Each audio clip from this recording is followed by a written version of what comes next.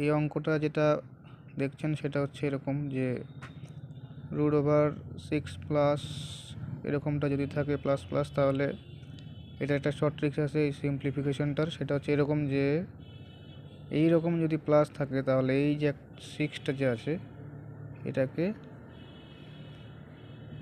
আপনার করতে হবে যে 3 দুগুণ 6 হচ্ছে, তো 3 দুগুণ 6 হচ্ছে, তাহলে আপনার এখানটায় কিন্তু উত্তর হয়ে গেল যে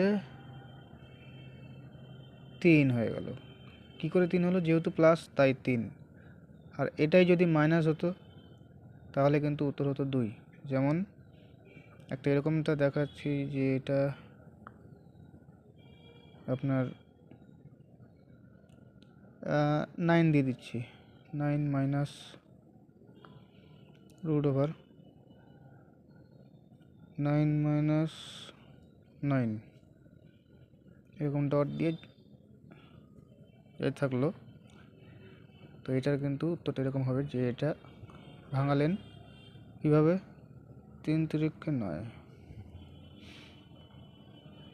তাহলে যেহেতু এখানটায় দুটাই সমান, তো এইটাকেই ধরতে হবে। বা আরেকটু ভালো করে দিচ্ছি, একই হয়ে গেল। তো সেটা হচ্ছে √14 মাইনাস √14 মাইনাস √14 মাইনাস থাকলো, এবার ডট ডট দিয়ে যেটা থাকলো সেটা হচ্ছে এরকম। এটাকে ভাঙালেন 7 দুগুণ 14, তো এইখানটা যেহেতু বিয়োগ, এটাকে লক্ষ্য রাখতে হবে, তাহলে বিয়োগ হলে এই দুইটা হবে উত্তর। এটা হচ্ছে অ্যান্সার। এইরকম নিয়মে এই অঙ্কগুলো হবে।